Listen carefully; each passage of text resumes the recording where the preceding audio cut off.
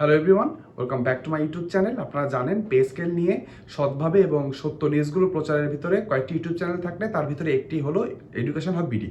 আমরা কোনো জল মিশিয়ে কোনো নিউজ করি না, চেষ্টা করি পে স্কেল রিলেটেড প্রত্যেক দিনের বিভিন্ন পত্রিকা এবং আমার যে সোর্স মারফত আমি নিউজ করে থাকি তার মাধ্যমে যে সত্য নিউজটি এবং অথেন্টিকটি নিউজটি রয়েছে সেটি আপনাদেরকে জানানো।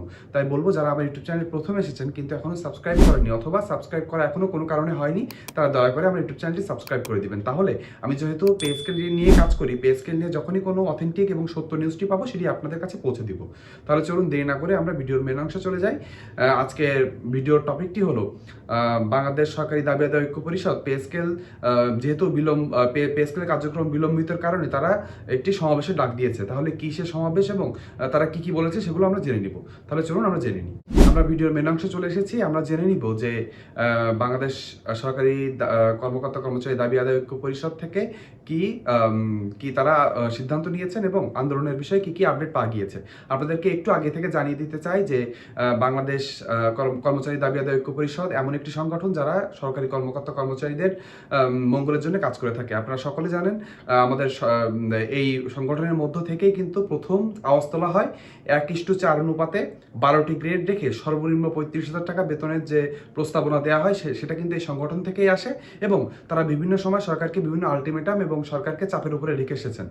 তারই ধারাবাহিকতায় তারা যেহেতু দেখছে যে পে স্কেলের কার্যক্রম তাদের 30 ডিসেম্বর পর্যন্ত 2025 সালের 31 ডিসেম্বর পর্যন্ত তাদের একটা আলটিমেটাম ছিল যে এর ভিতরে সরকার অন্তর্বর্তীকালীন সরকার পে কমিশনের কাছ থেকে চূড়ান্ত রিপোর্টটি নিয়ে সেটির জন্য একটি বাস্তবায়নের রূপ দেয়। কিন্তু সেটি যেহেতু হয়নি, তারা বসেছিলেন, তারা চাচ্ছিলেন যে যেহেতু পে কমিশন তাদের কার্যক্রম করছে বলে জানাচ্ছে, তারা বসে থাকবেন এবং চেষ্টা করবেন যে সরকারের মাধ্যমে সরকারের মাধ্যমে তাদের সাথে বৈঠকের মাধ্যমে কিভাবে পে স্কেলটি আদায় করে নেওয়া যায়। কিন্তু দুঃখের বিষয়টি হলো সরকার এখানে কোনো ভ্রুক্ষেপ করছে না, তারা তাদের নিজের গতিতে এগিয়ে যাচ্ছে সেই দিকে। সেই জন্য তারা নতুন নতুন কর্মসূচি দিতে বাধ্য হয়েছে। আমি আমার নোট থেকে পড়ছি, আগামী শুক্রবার অর্থাৎ 16 ডিসেম্বর সকাল 9টা থেকে 12টা পর্যন্ত জাতীয় প্রেস ক্লাবের সামনে এই কর্মসূচি পালন করা হবে। অর্থাৎ প্রতীকী অনশন কর্মসূচি। পে স্কেল না দিলে সরকারি কর্মকর্তা কর্মচারীরা যে কিভাবে ধুকে ধুকে মরছে সেটা আমরা জানি। বিশেষ করে এখন বাজারে যে চরম মূল্যস্ফীতি তার মাধ্যমে আপনি কোনোভাবে এই অল্প বেতনে বেঁচে থাকতে পারছেন না। বিগত ভিডিওতে বলেছি যে আমাদের জাতীয় ব্যাংকের গভর্নর বলেছেন যে পে স্কেল কিন্তু অন্তর্বর্তীকালীন সরকার বাস্তবায়ন করে দিয়ে যাবে না, তারা একটি কাঠামো বা রূপ দিয়ে যেতে পারে, সেটা পরবর্তী নির্বাচিত রাজনৈতিক সরকার এসেই সেটি বাস্তবায়ন করবে।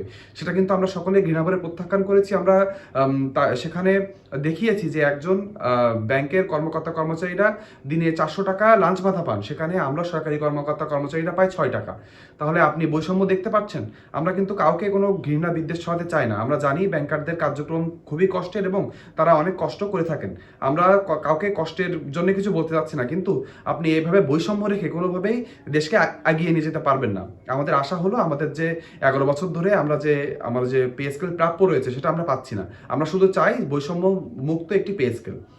তারই ধারাবাহিকতায় আশা করছি তারা এটুকু বলেছেন, আমি একটু পড়ে শোনাচ্ছি আপনাদেরকে। সেটি হলো আগামী শনিবার তিনি আরো বলেন এই জানুয়ারি মাসে পে স্কেল গ্যাজেট প্রকাশ করতে হবে। এই দাবিতে কেন্দ্রীয় কর্মসূচির সঙ্গে মিল রেখে সব জেলায় প্রেস ক্লাবের সামনে জেলা পর্যায়ে প্রতীকী অনশন কর্মসূচি পালন করতে হবে। তার মানে বুঝতে পারলেন, এটা কিন্তু শুধু ঢাকা কেন্দ্রিক কাজ হবে না। প্রত্যেক জেলায় জেলায় সরকারি কর্মকর্তা কর্মচারী যে অ্যাসোসিয়েশনগুলো রয়েছে, যে সকল সংগঠনগুলো রয়েছে, তারা একত্রিত হয়ে প্রেস ক্লাবের সামনে অনশন কর্মসূচি প্রতীকী অনশন কর্মসূচি দিবে এবং সেখানে যে আমরা সরকারি কর্মকর্তা কর্মচারীরা দলে দলে অংশগ্রহণ করব এবং সরকারকে বোঝাবো যে আমরা সত্যি সত্যি অনেক কষ্টে রয়েছি, পে স্কেলটি কতটুকু জরুরি হয়ে পড়েছে আমাদের। আপনারা সকলে জানেন পে স্কেল নিয়ে সর্বশেষ আপডেট পাওয়া গিয়েছে, সেটি হলো 21 জানুয়ারি লাস্ট পে কমিশনের যে মিটিং হবে, অর্থাৎ পূর্ণ কমিশন সভার মিটিং হবে। সেই পূর্ণ কমিশন সভার মিটিংয়ের মাধ্যমে পে কমিশনের সকল কার্যক্রম শেষ হবে এবং সেই দিনই একটি চূড়ান্ত রিপোর্ট সরকারের কাছে হস্তান্তর করা হবে। সরকার সেটি নিয়ে দেখভাল করবে এবং অর্থ মন্ত্রণালয়ের কাছে যাবে। অর্থ মন্ত্রণালয় অর্থ সংকলন করতে পারবে কিনা সেটি দেখা হবে এবং তারপরে উপদেষ্টা টেবিল হয়ে সকল উপদেষ্টাদের যে মিটিং আছে সেই টেবিল হয়ে সেটি গেজেট আকারে প্রকাশ পাবে। আমরা চাই অন্তর্বর্তীকালীন সরকার, যেহেতু সরকারি চাকরিজীবীদের যে বৈষম্যমুক্ত 8ম পে স্কেল রয়েছে সেখানে মুক্তির দাবিতে তারা নবম পে কমিশন গঠন করেছে এবং নবম পে স্কেল দিবে। সেজন্য আমরা চাই তারা নবম পে স্কেলটি তাদের আমলে, অর্থাৎ অন্তর্বর্তীকালীন সরকারের আমলেই সেটি বাস্তবায়ন করে দিয়ে যাক। তাহলে সরকারি কর্মকর্তা কর্মচারীরা অনেক উপকৃত হবে।